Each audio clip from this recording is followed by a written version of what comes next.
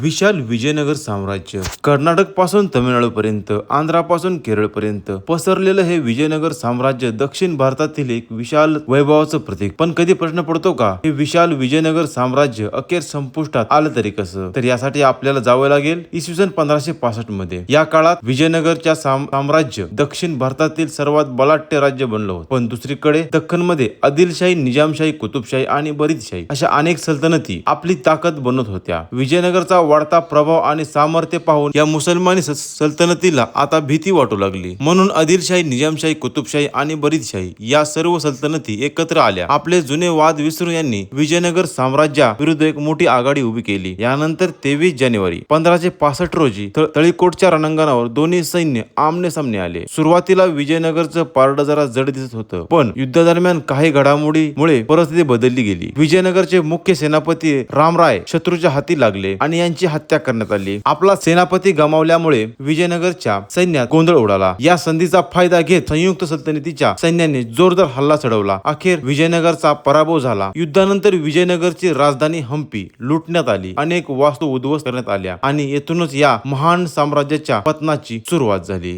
ह्या युद्धाचा परिणाम काय झाला बघा. ह्या युद्धाचा परिणाम असा झाला की दक्षिण भारतातली सर्वात बलाढ्य मानली जाणारी हिंदू सत्ता आता संपली होती आणि काही शतकानंतर कुणाला आशाही नव्हती की पुन्हा डब्बल हिंदू सत्ता आता उभा राहील. याचाच कुणी विचारही केला नव्हता. अशा काळात महाराष्ट्रामध्ये असा एक छत्रपती जन्माला आला ज्याने फक्त महाराष्ट्राचाच नव्हे तर अखंड हिंदुस्थानाचा इतिहास बदलून टाकला. विजयनगर साम्राज्याच्या पतनानंतर अनेकांना वाटू लागलं होतं की हिंदवी सत्ता आता कधीच पुन्हा उभी राहणार नाही. पण इतिहासाला काही वेगळंच मंजूर होतं, कारण आता या भूमीत एक असा पुरुष जन्माला येणार होता जो फक्त महाराष्ट्राचाच नाही तर अखंड हिंदुस्थानाच्या इतिहासाचा प्रवाह बदलून टाकणार होता. ज्याच्या तलवारीने साम्राज्याला आव्हान दिलं, ज्याच्या विचाराने स्वराज्याला जन्म दिला आणि ज्याच्या नावाने आजही लाखो मस्तक अभिमानी उंचवतात. पण या महान पुरुषाला छत्रपती ही पदवी कुठे मिळाली? त्यांचा राज्याभिषेक नेमका कुठं झाला? आज आपण याच इतिहासाच्या साक्षीदार असलेल्या रायगडच्या भेटीला निघालो आहोत. रायगड लहानपणापासूनच पुस्तकात वाचलेला, चित्रामध्ये पाहिला आणि मनात जपलेला हा गड आज अखेर याला प्रत्यक्ष भेट देण्याची वेळ आली होती. प्रवासाच्या अगदी रात्री एका घरात तयारी सुरू होती. आईने माझ्यासाठी शेंगदाण्याच्या पोळ्या बांधल्या होत्या आणि त्या पोळ्यामध्ये फक्त अन्न नव्हतं तर आईची काळजी आणि प्रेमही बांधलं जात होतं. घरातून निघताना आईवडिलांच्या पाया पडलो, आशीर्वाद घेतला आणि रायगडाच्या दिशेने प्रवास सुरू झाला. राष्ट्रीय महामार्गावर मित्र आधीच वाट पाहत उभे होते. सगळे जमलो, गाडीत बसलो आणि सुरू झाला स्वप्नांचा प्रवास. तर आता टाकी फुल करून आपण निघालेलो आहोत. तर ही मनुष्य काय म्हणते बघा, तेल जास्त लागेल. अरे किती लागू दे, 4 टाक्या लागू दे ना. मोदीने सांगितलं कमी वापरा.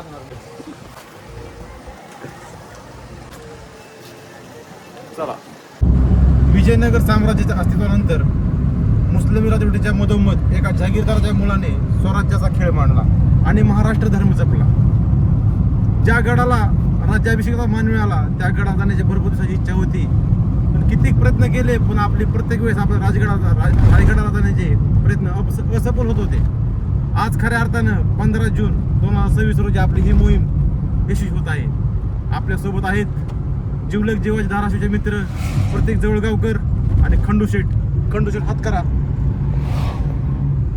तर चला बघू आपली रायगड मोहीम कशी होती.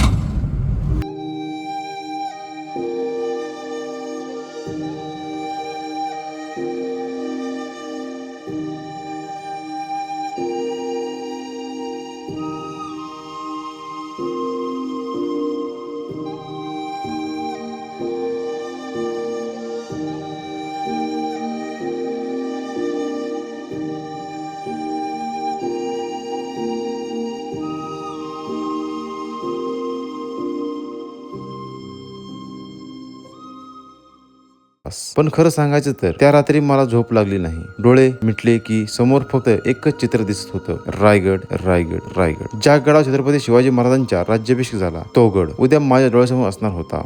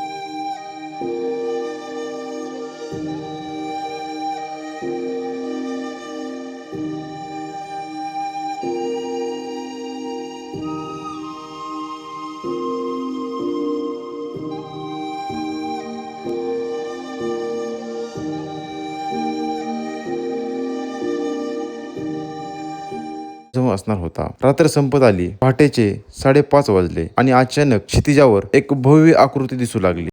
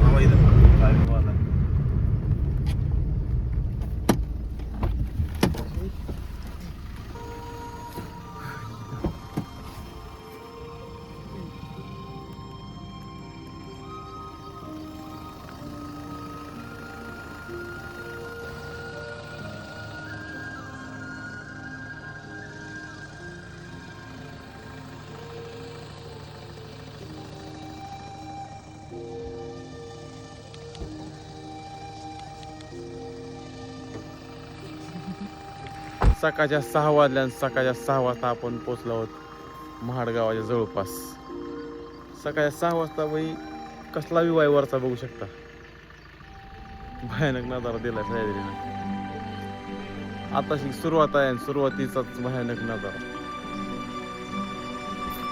बेकार दिसणार आहे नजारा आपल्याला. चला पुढचा सफर कसा होतोय बघूया. खतरनाक सफर असणार आहे आपला.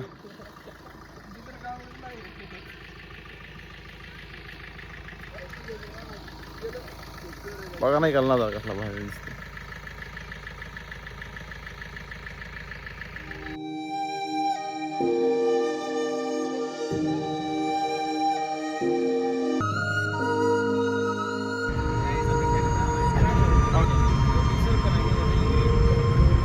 करतोय काय माझा ठीक आहे.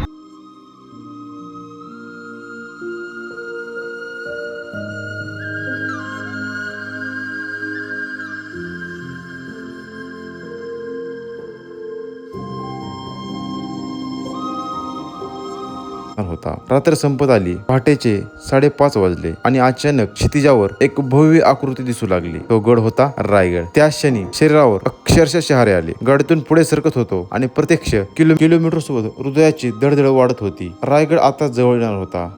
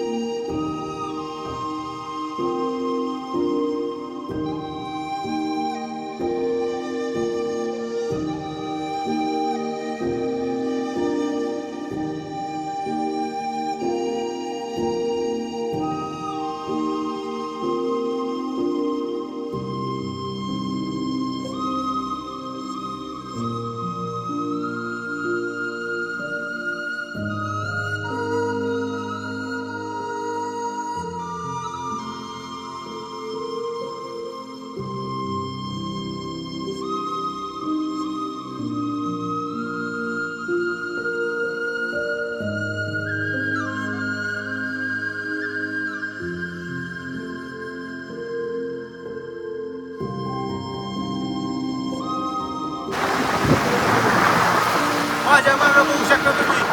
आज आहे तो रायगड किल्ला.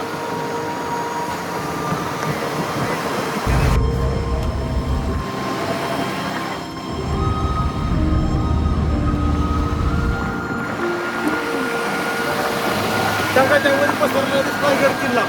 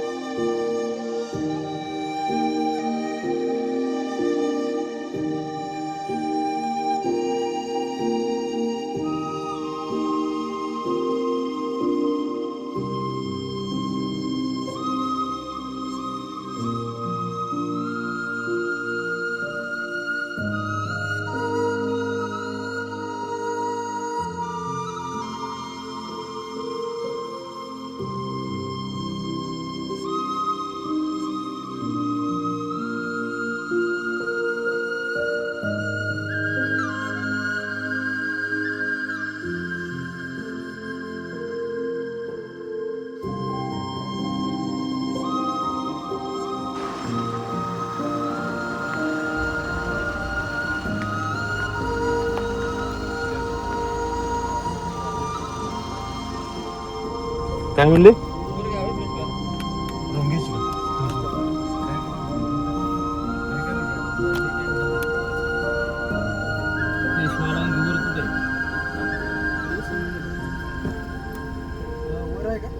किलो पाणी नाही प्यायला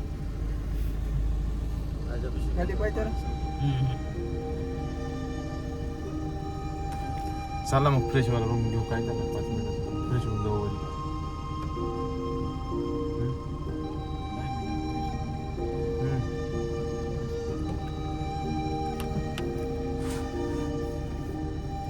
चला मग कुठं आहे गाडी पार्किंग कुठं लाव किती होय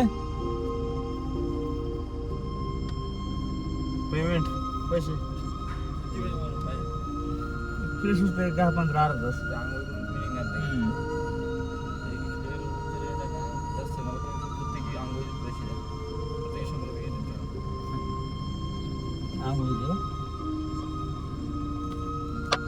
देऊ काय चला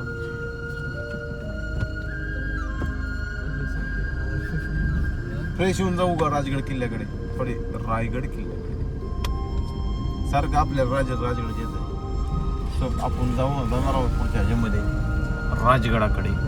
सध्या आपण आलेलो होतो रायगडाकडे. वाटलं नव्हतं इतका भयानक नजारा बघायला भेटेल पण भेटला. कुठं म्हणले ती होय तिथं कुठं समोर घाण करून देत नाही ना काय हा नाही बरं आहे ते. असला भयानक नजारा आहे मित्रांनो, असला भयानक विचारच करू नका. उगाच रायगड म्हणत नाहीत बरं का. इकडं बघा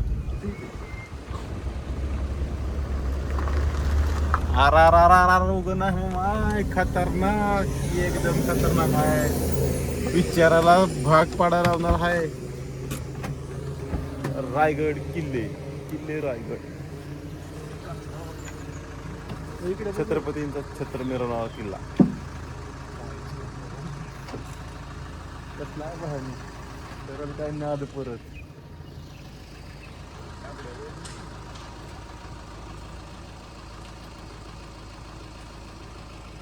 आता फक्त रायगडाचं दर्शन झालं आहे. अजून रायगडाचा इतिहास आपल्याला अनुभवायचा आहे. प्रत्येक पायरी स्वराज्याची साक्ष देणार आहे. अशाच काही सुंदर आठवणी घेऊन आजचा हा प्रवास मी इथंच थांबवतो. चला भेटू पुढच्या भागात. तोपर्यंत जय जिजाऊ, जय शिवराय, जय शंभूराजे.